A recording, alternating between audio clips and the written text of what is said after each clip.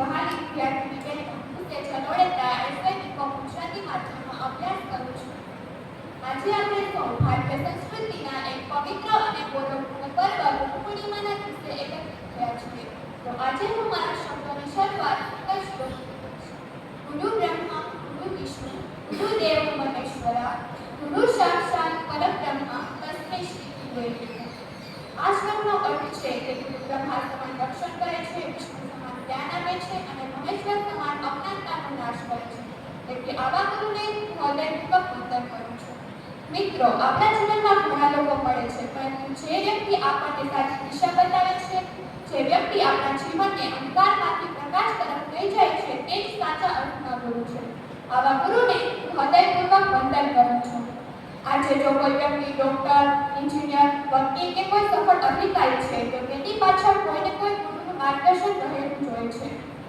આપણા જીવનના પ્રથમ ગુરુ આપણા માતા પિતા છે, જે આપણને ચાલવું, બોલવું, પ્રેમ અને સન્માનની ભાવના શીખવે છે.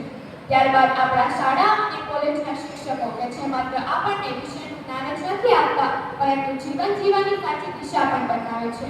સાચા ગુરુ ક્યારેય સફળતા શીખવતા નથી, પરંતુ અસફળતાનો સામનો કરવો, નિષ્ફળતામાંથી શીખવું અને આત્મવિશ્વાસ સાથે આગળ વધતા શીખવે છે.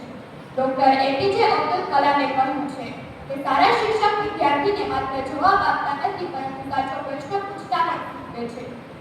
મિત્રો, આજે ટેકનોલોજીનો યુગ મોબાઈલ અને ઇન્ટરનેટ દ્વારા ઘણી બધી માહિતી મળી શકે છે, પરંતુ ગુરુ દ્વારા આદર, પ્રેમ અને સન્માનની ભાવના એ ક્યારેય મળી શકતી નથી. ગુરુ પૂર્ણિમા એ કોઈ માત્ર તહેવાર નથી, પરંતુ કૃતજ્ઞતા વ્યક્ત કરવાનો દિવસ છે.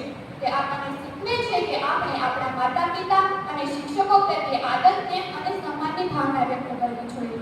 આ દિવસ મહર્ષિ વેદવ્યાસની જન્મજયંતિ તરીકે પણ ઉજવાય છે. તેઓએ વેદોનું સંકલન કર્યું અને મહાભારત જેવા વિશિષ્ટ ગ્રંથોની રચના કરીને ભારતીય જ્ઞાન પરંપરામાં પોતાનો અમૂલ્ય ફાળો આપ્યો.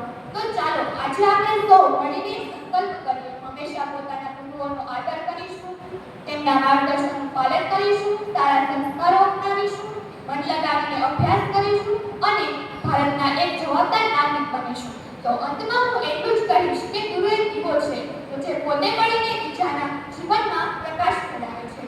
ચાલો આજે આપણે આપણા તમામ ગુરુઓને હૃદયપૂર્વક વંદન કરીએ અને તેમના આશીર્વાદથી સફળતા મેળવવાનો સંકલ્પ કરીએ. ગુરુનો મહિમા એ ક્યારેય શબ્દોમાં વ્યક્ત કરી શકાય તેમ નથી, તેમનું ઋણ એ ક્યારેય ચૂકવી શકાય તેમ નથી. તેમના આશીર્વાદ એ જ આપણા જીવનની સૌથી મોટી સંપત્તિ છે. તો આજે સૌને મારા તરફથી ગુરુ પૂર્ણિમાની ખૂબ જ શુભેચ્છા. જય હિન્દ, જય ભારત.